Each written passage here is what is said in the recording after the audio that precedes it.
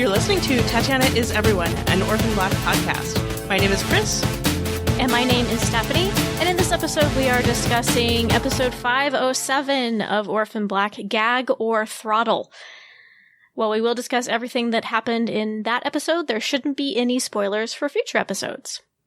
I can't believe we're this far into the final season. I know, it always feels like it goes so fast. I mean, only 10 episodes, it does go pretty fast. It does go pretty fast, but boy, howdy did this episode ramp stuff up. Kris, holy something I'm not allowed to say on this podcast. This episode had me so stressed out. I can't remember the last time I was this stressed out watching an episode of Orphan Black. I feel like we have one at least every season, right?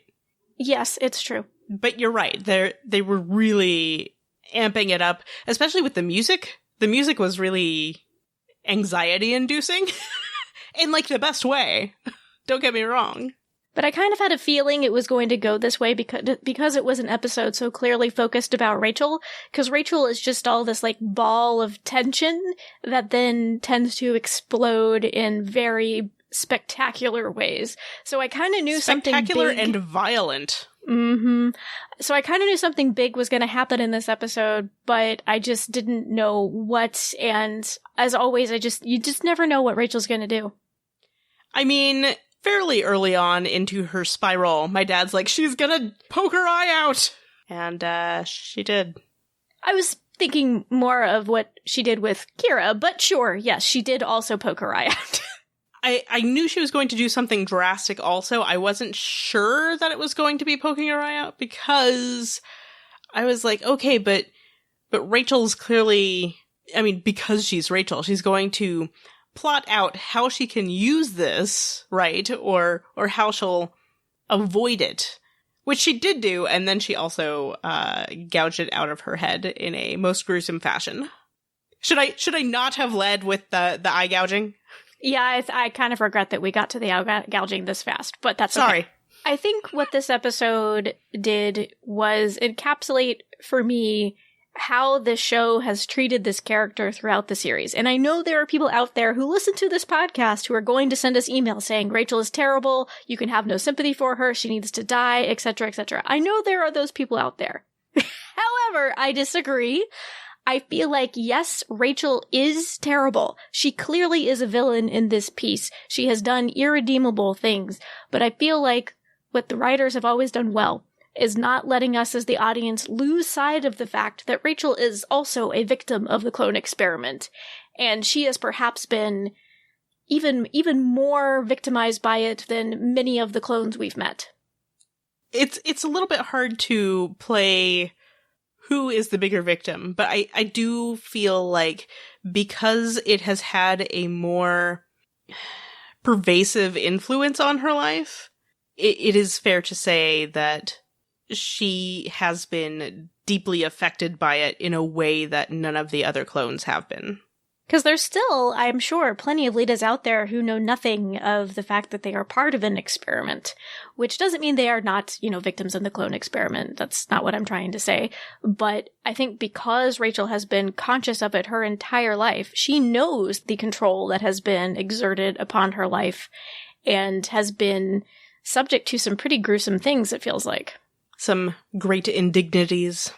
I do feel like the flashbacks that we got in this episode sort of give us that extra sense. I mean, we'd gotten this before, but maybe let us see it in a new way that Rachel really is desperate for both sort of like parental approval and some sense of power. Like power or authority over herself and or others, right? And I think part of her need and want for that power is connected to her being the self-aware clone and knowing that she is trapped in this experiment and wanting to at least have some level of power and authority to counteract that feeling of being a guinea pig. Mm-hmm. Because that's clearly what we see in first flashback with Leaky, at least to me. Like Rachel, that he trots out, Rachel, this is my show dog. Let me demonstrate for you, our wonderful clone here. Yep. It's sort of like a really dark, twisted version of that whole thing where, like, the parents have the kids perform for the company. Like company comes over and, like, here, come play the piano for our guests. Except way more messed up than that.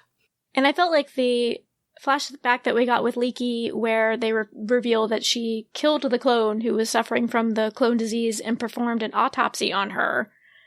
And, like, this is consistent with what we've seen of Rachel in the present, right? Like, she's trying to separate herself out and distinguish herself from the other clones, being sort of a model clone, if you will. And she does it by doing something just completely awful. Mm-hmm. And, like, aren't you so proud of me for doing this thing that you weren't willing to do, but I am. And then, even though Leaky is part of what has put her in that position, he finds her behavior disgusting. So it just feels like she can never really live up to whatever expectations might be set for her from her parental figures. Mm-hmm. And again, I feel like this episode does a good job of fleshing out Rachel, and there are moments where you can have compassion for her, but it doesn't try to make her a puppy dog. It doesn't try to smooth out her sharp edges, her razor sharp edges. She still has done terrible, terrible things. She's not a hero in this piece. But I think even though we can see her in that light, I think it's also possible to say, yes, she was terrible. She's a terrible person. She's done bad things to people. But I also feel like she also didn't deserve to be treated the way she was treated. Right. It's, and I think we've talked about this a little bit before, but it's sort of like it's not the mirror version, but it's something similar to what we've seen with Helena, except Helena, of course, was much more willing to change, once being offered the opportunity to change. Rachel's been offered the opportunity. It's like, no thanks, I'm good. You're all terrible. Even though Rachel's the one that's terrible. But but I feel like it's a similar setup, right? Situation-wise. Where her upbringing has turned her into the monster that she is? Kind of, yeah. That they both got raised in this situation where, like, this is how they were taught to be. This is how they ended up being as a way of coping with that sort of thing. They've both done horrible, horrible things, but you, the audience, for the most part, not everybody, I understand that, can at least have some sympathy for the way they've had to live. Though again, Helena seeks redemption, and Rachel really doesn't, except for sparing Kira in this episode, which, I don't know, I have mixed feelings about. I feel like Rachel does the right thing in this episode, but again, it does not redeem her as a person entirely, redeem her as a character entirely, because we've seen how many awful things that she has done. To me, this just feels like, okay, Rachel finally did the right thing. And of course, I think part of what's interesting about this setup is that they framed it very much as Rachel sees Kira in the position she was in. So it's not even really selfless. No, absolutely. Exactly. Because it's like, okay, if I let this happen, then she's going to be me, and I hated everything that happened, so I'm going to spare her. It's a way for her to save herself, in a way. Right. I really liked that scene where she goes to give Kira the sedatives, and at first she's talking to Kira, and then shot changes, and she's talking to the younger version of herself. Mm-hmm. And she asks the younger version of herself, why don't you run? And younger Rachel replies, where else would I go? And I feel like Rachel, I don't know if that was key to Rachel helping Kira, but I do think that maybe we're supposed to get a sense of that Rachel knows that Kira does have some place to go. She has a family who loves her and who will take care of her. And that's kind of what I wonder about Rachel. If, again, Rachel, terrible, terrible. And I think from what we've seen of the backstory they've revealed in the comic books suggests to me that Rachel just always has had a very mean streak to her. And it makes me wonder if she had been placed in a stable family the way that Cosima was, or, many of the other clones were, if she could have turned out differently. Like, sure, she might have always had a bit of a mean streak, but if she had had warm, loving, consistent parents who could offer her support, would she have turned out to be a less terrible person? Yeah, and there's that exchange, that very telling exchange between Rachel and Kira, where Kira asks her, who hurt you? And Rachel replies, all of them, because this is what we were talking about earlier with Rachel and her parental figures, because they have all just sort of used her. And I think you're completely right in saying that this change in Rachel's behavior in this episode, in getting Kira back to her family, I think it is really about knowing that Kira has people who really genuinely love her and are taking care of her and are the parents that Rachel never got to have. So yeah, it is about Rachel saving herself, or as close as she can get to it. I liked how they brought in all of her parental figures in this episode, because we get Leaky in the flashbacks, Westmoreland a little bit too, Westmoreland in the present, and then we see Rachel visiting Susan's grave, and then we see her revisiting those childhood videos that they first introduced back in season 2.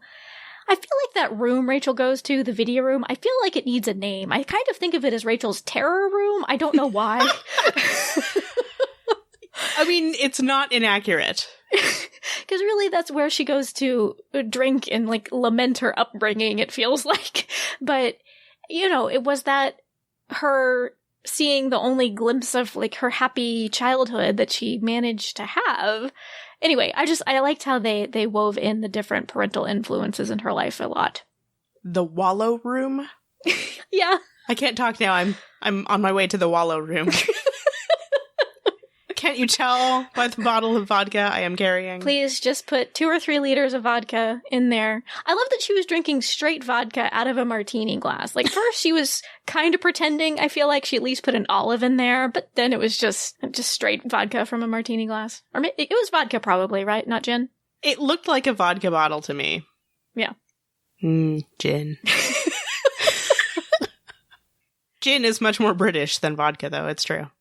Speaking of Westmoreland, we see some flashbacks with him, which reveal that he tried to pull what we saw him kind of pulling with Mud a few episodes ago, his very fatherly, I think of you as a daughter and all of that business. And I think it gave us a hint as to why Rachel seemed so gosh darn happy in the premiere, because that was a big question we have at the end of the first episode, right? What happened to Rachel? Right. And also he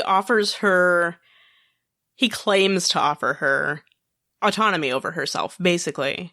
And I actually wanted to bring up something about the paper that he has her sign, as if to sign over ownership of herself to herself. The way it was formatted, the little line that you sign that normally has, like, your name underneath it, it had her designation, her Lita designation, followed by her name. And I'm like, yeah, I don't think that's actually what's happening, Rachel. Like, the way this is formatted seems kind of gross. Because, I mean, the whole idea there was that, like, you're your own person now, but we're going to call you by your series of numbers and letters, comma, Rachel Lincoln. And Westmoreland just knew exactly what to offer her to win her over, right? He offers her a father figure, he offers her at least a feeling of autonomy, fake autonomy, this contract for her to sign, and gives her the keys to the castle, puts her ostensibly at the head of Neolution. And then we see throughout the course of this episode just all of those feelings of security that might have brought her just completely unraveling. It's very reminiscent of Sarah describing, well, I guess Kira describing what Sarah had taught her about conning people. Mm-hmm. You find out what people want, and then you give them what they want. Or at least you claim to give them what they want, which is what he did. All the while undermining the things you're saying with your actions, which is, I feel, also what turned Rachel around by the end of the episode. I can't recall who it was, I apologize, But I do recall a listener sending in some feedback speculating on Rachel's eye being a two-way type of thing. And not surprisingly, we get this reveal that her eye is a camera that Westmoreland has been using to spy on her. Mm-hmm. And that just must have been a complete kick in the gut to her. Yeah, I mean, I can't even imagine the sense of betrayal there. Because this is the person who she thought had offered her like an out of the experiment, but he had just embroiled her further. I hate to say this, but I'm debating whether or not this makes Rachel gullible. What we see happens between her and Westmoreland, you mean? Mm-hmm. I think that's fair. Okay. Because, I mean, I feel like a lot of us watching it were like, nah, this guy's up to something. And for as savvy as we've seen Rachel be about stuff, she seemed pretty taken with him. Which, again, I get, because the whole idea is that he's a con man, and so he's very good at conning people. But still, just, I don't know, the lack of suspicion on Rachel's part kind of surprises me.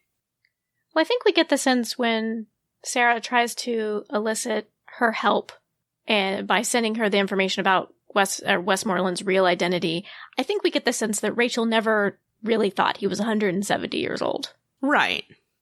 So she at least was not gullible to that extent. But I think for sure, the fact that he offered her all these things that she wanted, I do think that put her in a very vulnerable for her position where she was willing to look past things that maybe she would otherwise have scrutinized. That's fair. One of the things I have to admit that I don't know, I was distracted the first time I watched the episode, so I didn't really pick up on this, but Kira made a friendship bracelet for Rachel, and Rachel wore it through the entire episode. Oh, I didn't see Rachel put it on. I missed that part. Oh yeah, she put it on and had it on through the rest of the episode. Which I think also, contributes to this argument that Rachel had been seeking connection, right? Seeking some sort of familial connection. And I think once the thing with Westmoreland fell through a little bit, Kira's at least seemingly genuine, and I think actually kind of genuine kindness toward her maybe contributed to Rachel's change of heart. I did wonder if when Kira gave her the friendship bracelet, if that was part of Kira's efforts to con her a little bit. Because we did have that scene between her and Sarah where she was saying, I am willing to try to con Rachel for you. Mm-hmm. And we saw a payoff on like all the code names they discussed in this episode as well. And I believe those two things happened in the same episode. So I was curious if maybe Kira was trying to con her a little bit. I mean, that could be too, but we do actually see Kira being, I feel, at least genuinely kind to Rachel, with her reaching out as Rachel's picking at her nails and asking who hurt her and, stuff like that. Absolutely. I was going to say, even though I had that initial thought with the friendship bracelet, when I saw how Kira interacted with her throughout most of the episode, Kira's just like a really kind, compassionate kid, it seems like. Mm-hmm. And I did feel like she still was uncertain about Rachel and her intentions, even though she had seemed more comfortable with Rachel at the beginning of the season. I feel like there was more uncertainty here. Mm-hmm. But I do think that because we see Kira being kind to her, perhaps that indicates it's not all bad with Rachel, just mostly. Which, I mean, is what we saw from Rachel in this episode. She's mostly bad, but she's not 100% evil. Like 98.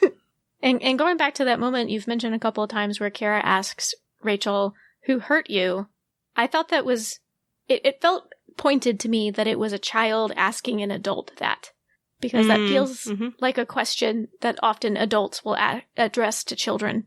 Maybe it's just me, but I had that moment where I just thought, wow, it feels significant to me that it was a child asking an adult that.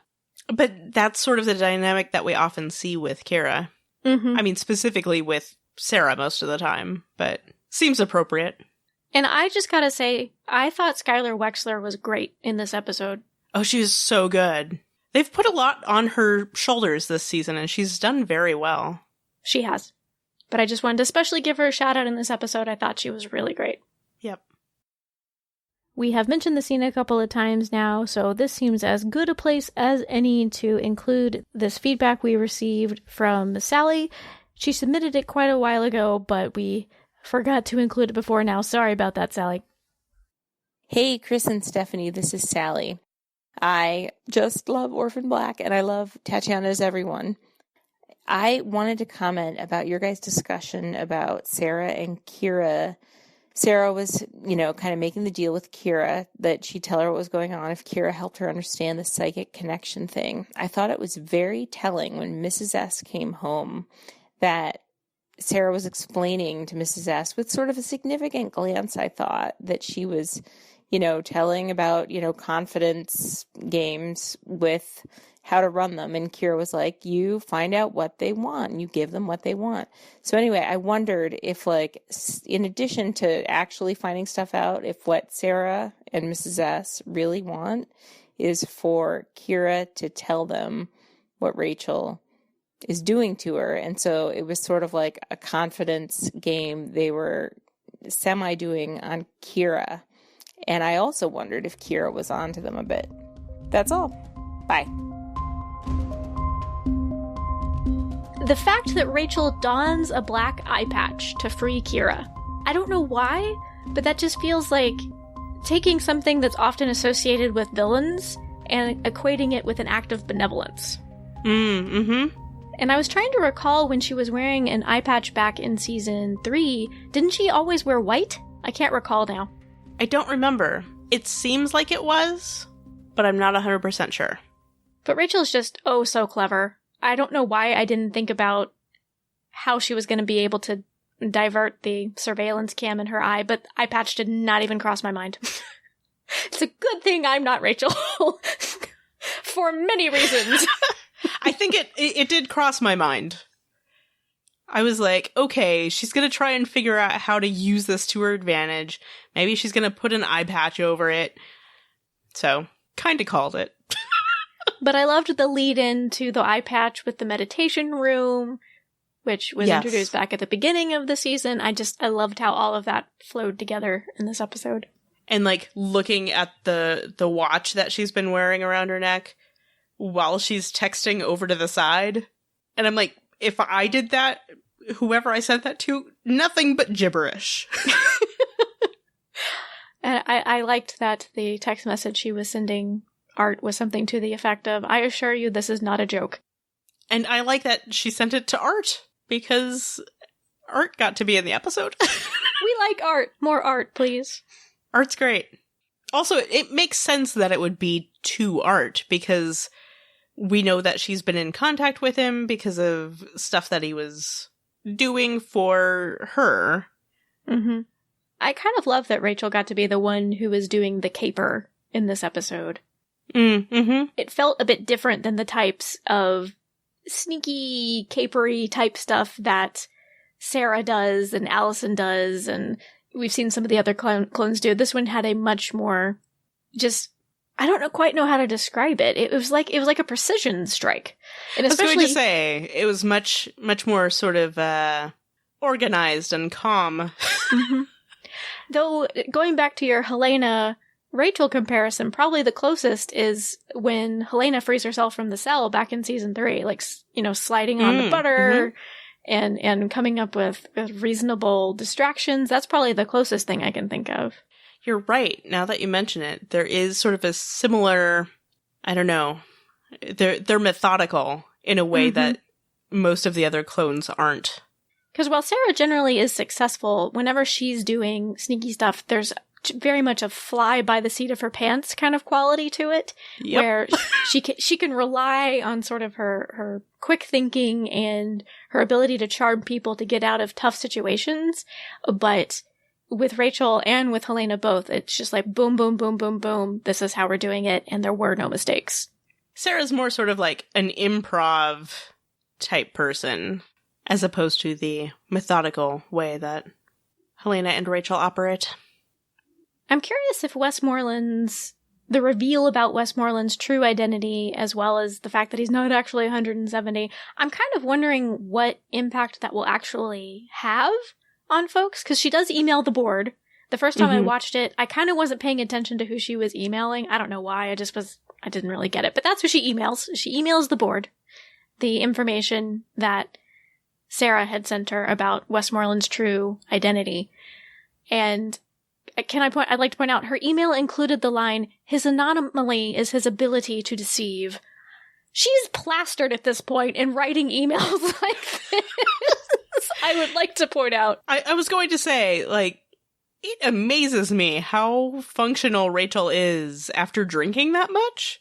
She's not that big. She drank a lot.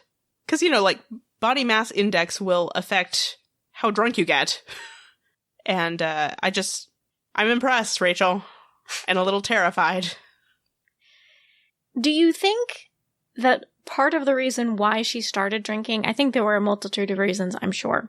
But I'm wondering if the eye gouging was something she had in her mind for a while, and that's partially why she was drinking. I mean, I wouldn't be surprised.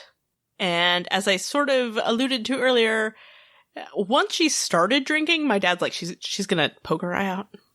I thought it was interesting, maybe that's not the right word, that Rachel removed her eye in much the same way that she lost her first eye. Because even, like, the size of the glass and all that, it was similar. The stem of the glass was similar to a pencil. And oh, yeah. I don't know. It felt significant to me. Maybe it's just me and I'm reading too much into it. Because how else was she going to do it, at least by herself? How else was she going to remove her eye? Because of course she had to do it by herself in the most gruesome way possible. Because it feels like Rachel, either you're like, Rachel, are you awake? Are you in a coma? What is happening? It's either she's just calm and what is going on beneath the surface we can't tell, or she's doing something just incredibly horrible. Those are her two modes. So, so of course she had to remove her eye in just that horrible, horrible, gruesome way. I feel like also there's a third mode that is somehow those two modes at the same time. Calm and gruesome and terrible at the same time. And because Orphan Black is Orphan Black, I found myself cheering Rachel on the fact that she was gouging out her own eye. Kind of. Now that you mention it. You're like, oh, good for her. You're like, wait, the music is terrifying at that point. There's like a prolonged shot of blood pooling on the floor, and you're kind of like, this is horrible, but good for you. Because it is at that point in the episode like this really powerful act that she's taking control of her life. And like her body. Wresting control from these people who've been controlling her. I mean, that's the theme of the show, is people doing that. So it is this sort of oddly triumphant thing that she's doing, even though it's horrifying. Yeah. And I'm not saying I think Rachel is dead necessarily, though she was losing a lot of blood. I don't believe anybody's dead until I see the body. I mean, I think you do bleed more when you've got alcohol in your system, right? Or you bleed easier? I don't know off the top of my head. This is the thing I've heard. I'm not sure it's true. However, even if she does end up dying from doing this to herself, it kind of feels like at least she dies as free as she could have in the circumstances. Yeah, she's doing it her way. Harrowing. The end of that episode was kind of harrowing. But also oddly triumphant. It was... This show is so strange, Kris. It is so bizarre. I know. Which is why I love it. But oh golly, is it a bit much at times? Before we move on to talk about some of the other plot threads in this episode, we wanted to mention what's going on our other podcast. Season 3 of Killjoys is currently airing on Sci-Fi, and we're releasing weekly episode discussions over on our Killjoys podcast, which is called The Quad. You can listen to episodes and find out how to subscribe over at askgenretv.com/Killjoys. And we're also covering Season 2 of Wynonna Earp on our multi-fandom podcast that's called Finalysis. Our friend Annie and I are discussing small batches of episodes. The first Wynonna Earp discussion covered the first 5 episodes of Season 2. The next episode will probably cover episodes 6 through 9. You can listen and find out how to subscribe at askgenretv.com/fan.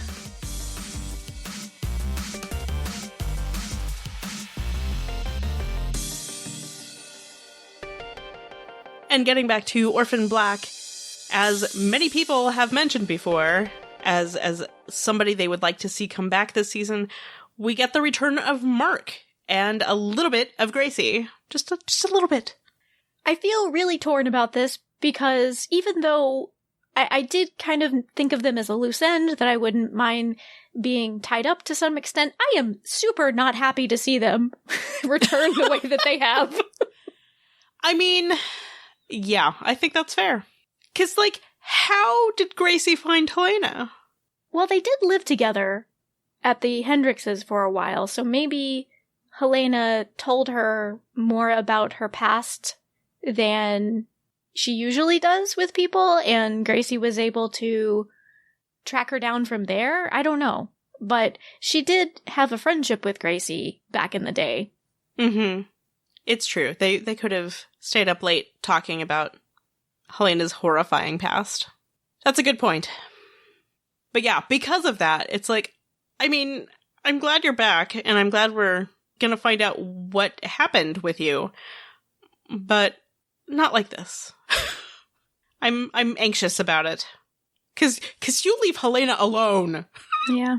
And this is how they used Mark and Gracie, well, particularly Gracie before, as just this betrayer to the Lita clones. So I'm hoping they might defy our expectations and actually turn out to be allies. Maybe, fingers crossed, but I'm not counting on it. Yeah. I mean, I also hope that this is maybe going to go that way, but that's not the way it's been introduced. So it's hard to say, because again, it's this show. They might pull a fast one on us. Wouldn't surprise me. But yeah, I don't know, because Mark went to Dr. Cody and he wants a cure, which makes sense. That's justifiable motivation. So I don't know. I'm trying to maybe consider the fact that Cosima does have a cure, and she has a large amount of her cure, as Rachel said. So is it possible, if they still were able to get in touch with Mark and Gracie, they meaning the Lita clones, if they could extend that to Mark as a way to get him to make contact with Cody? But, like, given the fact that Cosima just got back and was just telling Sarah about the fact that, hey, Cody's on the island, it seems very unlikely. Right. I realize that, people who are listening. I'm just trying to hope that maybe they aren't going to betray the Lita clones, because I don't want it to happen. Yeah.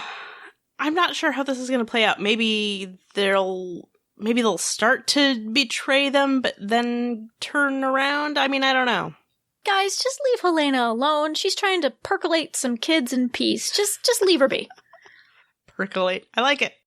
But yeah, if we're going to get into the disturbing conversation here that Mark had with Virginia Cody, because she tells him that she needs an ejaculate sample, and it makes me nervous, Stephanie. What are our horrible ideas for what she might want to do with it? Okay, well, first of all, before we knew that she wanted to basically weaponize their illness because they could sterilize women by sleeping with them. And so there's that. And we've heard Dr. Cody recently reaffirm her belief in the usefulness of that particular mechanism. So it's not like she's lost interest in that. Yeah, because she wouldn't, because she's awful. Yep. There's also a thing that had occurred to me in, I believe it was last season. They were going to take Ira's sperm and Sarah's eggs and try and find a cure that way. So maybe she's gonna fertilize a Lita egg. I don't know. Or also, and I hate to even bring this up, and I'm sorry, but they are harvesting Kira's eggs, so... Was that the plan? Yeah, I mean, it seems within the realm of horrible, horrible possibility, right? I think so, yeah. And like we saw her do with Ira, I felt like Dr. Cody was trying to manipulate Mark hard this episode. Again, almost all the parental figures on the show, that's kind of the thing they do. She was called Bad Mother in the writer's room. That's right. I forgot about that. Because I thought that when she took Mark to see Ira's grave and making a big show of crying about how all the other casters are gone, that seemed like a big bunch of waterworks to me. I didn't buy it for a second that she was actually crying. I think that was like right after she was talking about how she decided that Ira was the one who got sent with Susan. Like, she made that decision by drawing straws. Mm-hmm. Like, she doesn't really care. So I think from that scene, I have a couple of questions. Okay. Is Dr. Cody telling the truth? Are all the other casters dead? We never got a firm number on how many there were. And wasn't she just telling Ira that she wasn't... Oh, wait, no, she didn't answer him.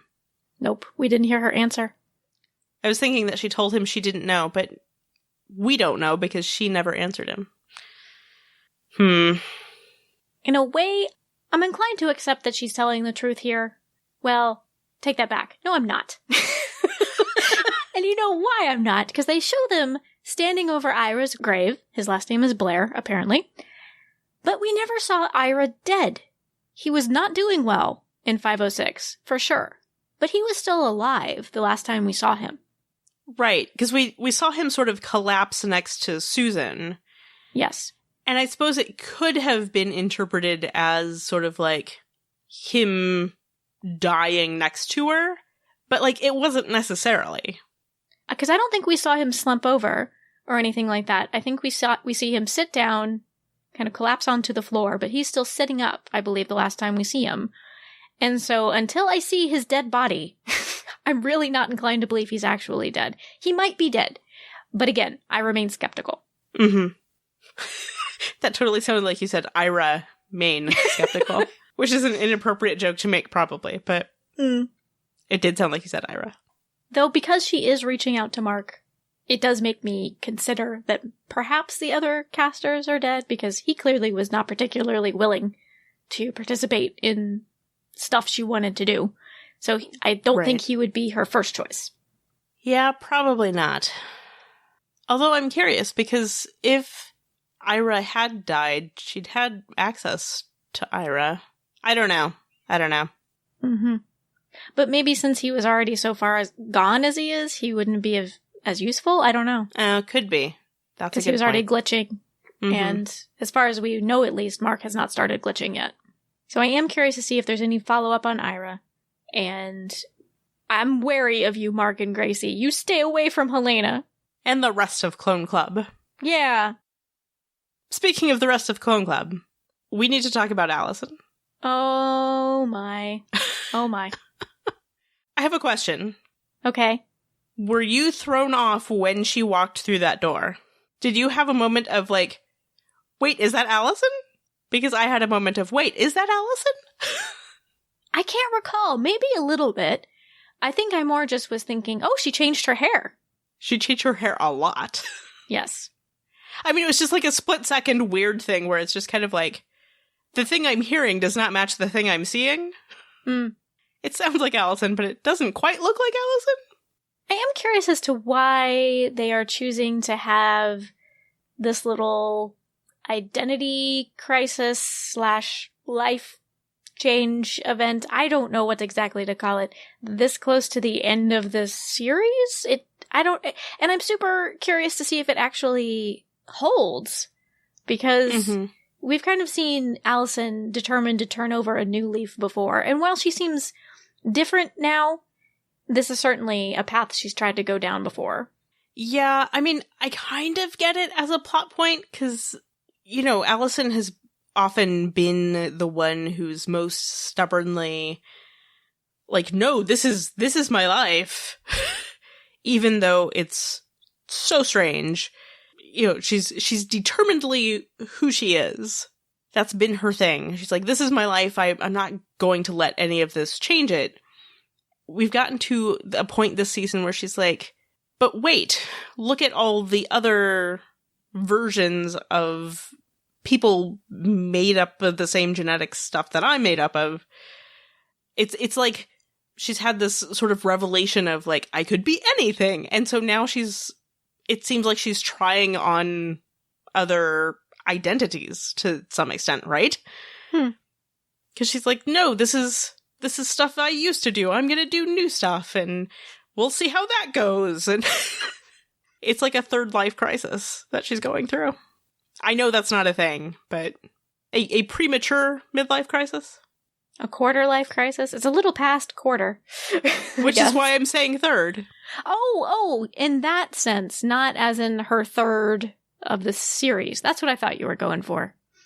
Oh, no, I mean, like 1/3, the fraction. Okay, got it. A 33% life crisis. I did enjoy seeing her tossing out all of her craft supplies and bringing in the keyboard. Yeah, and Donnie being all excited, hey, you got a Korg! Probably the lightest moment in the episode, not surprisingly, came from Alison, where she's bopping her head along to the pre-recorded beat. That was pretty good. It was good. We actually got a message from Brad about Alison. He says, about Alison 2.0, I know Tatiana has talked about how certain parts of each clone's costume helps her get into character, like Crystal's nails. Given that, I wonder if Alison's new look prevented her from fully channeling Alison. She didn't seem herself, and at first I wondered if Crystal was trying to impersonate Alison, then I remembered Crystal would never accept any other clones as looking like her. Coincidentally, we got sort of a counter-argument from Kevin, saying, I wanted to give my thoughts on Alison's return this episode with her groovy new look and outlook. While I'm not exactly sure where they're going with this change, considering there are only 3 episodes left in the series, I think I kind of love it. Alison is a person who never does anything halfway, so if she was gonna go away for 3 episodes to find herself, of course she would return with purple hair and a tattoo of a Thoreau quote in swooshy letters. She still feels very much like herself to me, and I can't wait to see how the rest of Clone Club reacts to the quote-unquote new Alison. I feel like I'm somewhere in the middle between Kevin and Brad, because... Actually, no, I'm probably closer to Kevin's perspective on it, just because while I can see why she didn't quite feel like Alison when she showed up, I feel like that was the point. Right. So it might have actually been helpful to Tatiana that Alison wasn't rocking her more traditional look and wig and costume pieces, because Alison was really trying to be very different, or, you know, has gone through a change and it now is very different. Right. I mean, I am interpreting it that way also, that this is Alison sort of throwing herself headfirst into being someone else, basically. She's like, I've been this way my whole life. I want to try to do something else. At least that's how I'm reading the situation. And I will say, thinking back to other points in the series where Alison has tried to turn over a new leaf, this time it doesn't smack of the same self-delusion that previous instances have included. Like, maybe a little bit, like when she's talking to Donnie about, I'm not going to tell you what to do anymore. But even that, it did feel like that was coming from a genuine place and not a place of, like, hoping that she would be able to be different. She did feel more different to me here than she has in previous instances. Yeah, I agree. This feels more like wanting to try new things than I'm going to go into some form of denial. One of Alison's favorite vacation spots. Yes. And jumping over to the other piece of Clone Club, we got to see Cosima. She and Charlotte made it. Thank goodness. I am very relieved. I was pretty confident they would, but I wanted to see them safe and sound, and they are. Fandom would have revolted if anything had happened to either of them. I know. Well, I didn't think they were going to die or anything, but I was worried they'd be recaptured. But they weren't. They made it. Mm-hmm. Did you catch the bit about how Cosima, like, sent the boat back out unmanned? Yes, to throw them off. I'm amused by that for some reason. And it was very satisfying to see Cosima and Scott hug. They haven't been together all season. I know. I am a little bit sad that we didn't get more Cosima. Yeah, me too. But the past couple of episodes have been very Cosima heavy. It's true. And they had to properly build up to Rachel's dramatic act at the end. Yeah. To be fair, even though Rachel took up a lot of time in this episode, boy, was it like a satisfying build and conclusion. Well, maybe satisfying is not the quite word, but there was payoff, gosh darn it. There was some gosh darn payoff to all of that building that they did. It's true. Though maybe it's satisfying if you like seeing Rachel get stabbed in the eye. I mean, maybe. I don't know.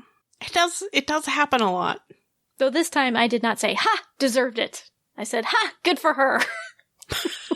But going back to Cosima, Brad also mentioned in the email that he sent that he had a prediction that Cosima and Delphine might adopt Charlotte at the end of the season.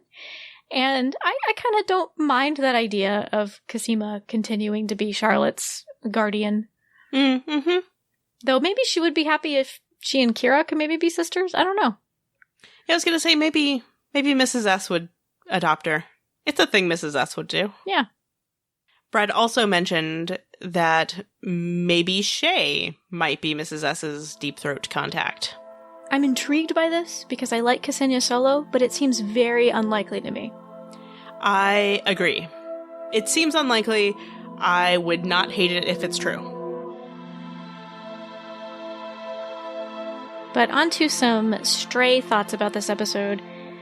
So now this season we've had episodes with extensive Alison, Cosima, and now Rachel flashbacks. So I'm wondering if we should expect Sarah and Helena flashbacks sometime in the next 3 episodes. That would be interesting. I kind of feel like we don't necessarily need Sarah flashbacks. I agree. I'm just wondering if it's coming. Again, I'd be cool with it if we had them, but we've had more information on Sarah throughout the series. Mm-hmm. So, I wouldn't hate it if they did it, and I wouldn't hate it if they don't do it. Right. Some Helena flashbacks might be interesting. I don't know that we need them, but again, it depends on what they would be, I guess. Well, I kind of feel that way for many of the flashbacks this season. It's not that all of them have been strictly necessary, but I do feel like they have given us a more solid context for each of the clones than we had before. Yeah, it's been context and color, if you will. I've enjoyed them. Oh, I have too. Good. You are often harsher on flashbacks than I am. I know. I wanted to get your thoughts on what we saw of the people in Revival this episode. I can't remember what all we've seen. All we really see is when Rachel arrives to visit her mother's grave, there's these new wooden stake-like things that have been erected kind of like a fence. Oh, that's right. At the bottom of the staircase that leads to his house. Yeah. And then men with weapons directing her, oh, your mother's around back or what have you. Last time we saw it, it was in flames, villagers were pissed. I didn't feel like this was particularly satisfying follow-up on what we last saw of Revival. Right. And I wasn't entirely sure what to take away from that. Because while the fence to me suggested some hostility between Westmoreland and the villagers, it was open, and they were directing Rachel into his property. So I don't entirely know what to think of it. Yeah, I'm a little confused about it, quite frankly, because they were burning down their own town, sort of in revolt of being lied to by this guy. But that guy seems fine. Yeah. So, did his loyalists just, show up and block the angry people from him? What happened? Mm-hmm. I do hope there's follow-up next episode. More satisfying follow-up. Because, the place was on fire last we saw it. Exactly. And then finally, if people were curious, I don't know if this is useful information at all, but I thought I'd mention it in case people were curious. When Rachel emails the board, here are the names of the people who are on the board. Dr. Ian Van Leer, whom we've met. Hashem Al-Khatib, who Rachel talked to in this episode and who Sarah and Mrs. S were looking at for running a slush fund that Dyad was funneling money into, Neolution was funneling money into. I'm not entirely sure what entity to call them now. Leslie Richards, Daniel Lee, Dr. Jules Martin, Terry Locke, and Seong Pak. Forgive me if I mispronounced any of those names. But I think the reason I wanted to mention the names of the people on the board is I believe the surname Pak is a Korean surname. And I'm thinking back to the second season, I believe it's the second season, when Rachel is meeting with people from, I believe, South Korea to discuss some kind of deal with Dyad or what have you. Mm-hmm. Also, I wanted to mention, and I actually tweeted about this during the episode, is it just me, or did we see more women on that board last season than we saw this season? Or in this episode specifically? I feel like we did. So I want to say there were like 3 or 4 last season. I think it was pretty evenly split. But I think there were only 2? 1 or 2 in this one. Yes. I believe you're right. I think we did see more women last time. But board members can change. Well, sure. If it did change, what does that mean? I'm just suspicious of everything is basically what I'm saying here. And then one last thing that isn't particularly related to this episode, we got an email from Ralph saying, "Thanks for talking through your thoughts on the show each week. The homestretch is becoming so dramatically dense that it is hard to absorb without comparing notes. One question I have for you, does the title of your podcast refer to the idea that Tatiana is the driving force for the plot and cast of Orphan Black, or the idea that Tatiana's roles represent everyone who is facing the challenges of real-world biotechnology and society as it changes ever more rapidly? The last few episodes, in parallel to events in the real world, make me feel like we are all facing the stresses that Clone Club are stepping up to." Kris was actually the one who came up with the name for our podcast, so what do you think, Kris? What were your intentions? Mostly, I thought it was funny. And I'm sorry for having such a disappointing answer after your thoughtful question, Ralph, but really, it was just like at the time that we were trying to come up with a podcast name, the really obvious stuff like Clone Club or the Orphan Black podcast were already taken. Yeah, so basically, Stephanie and I started pitching ideas at one another, and they kind of got progressively more ridiculous. And terrible. Granted, they were terrible. And terrible. But we were mostly joking, I think, with most of them. And one of the big fandom sort of jokes at the time was that, oh yeah, Tatiana is everyone. I semi-jokingly, semi-seriously suggested it to Stephanie. And I think we had a laugh about it, and then Stephanie was like, I kind of like it. I'm like, I kind of like it too. So that is the answer. That is the truthful answer. I think also the reason that whole idea of like, oh, Tatiana is everyone was in response to season 1, where a lot of the big reveals in season 1, like, oh, it's another Tatiana Maslany. So it's true. Yeah, the idea that all these people kept popping up and they were all Tatiana Maslany was a bigger deal in season 1 than it has been subsequently. It was a little bit of a visual punchline. Yes. It's like, oh, look, it's a shadowy figure. Oh, wait, it's Tatiana Maslany again. But I feel like as the podcast has gone on and as the show has evolved, I do think, for me at least, it does have more of a significance of the fact that on this show, Tatiana Maslany represents so many different people and types of people and different facets of human nature. And so it has taken on a bit more of a, I don't know, serious philosophical connotation to it over the years. I don't know if it's done the same for you, Kris, but it has for me. I think you're right. There is like a certain universality, I guess, of humanity that is represented there. Maybe? Is that like the worst possible way to phrase that? But thank you for your very thoughtful question, Ralph.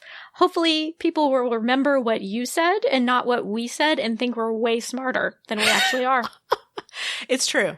It's true. And thank you, Ralph, for the kind words. Yes. Thank you so much for your kind words. Thank you to everybody who sent in feedback for this episode. We would love to hear your thoughts about how the season is going, your thoughts about Gag and Throttle, or pretty much anything else that has happened this season. You can send us that feedback in a number of ways. Send us an email, feedback@tatianaiseveryone.com. We also love getting voice messages. You can send those in a couple of ways. Record a voice memo on your smartphone and email it to us. Or you can call our listener voicemail line at 972-514-7223. We are on Twitter @TIE Podcast, and we are also on Facebook.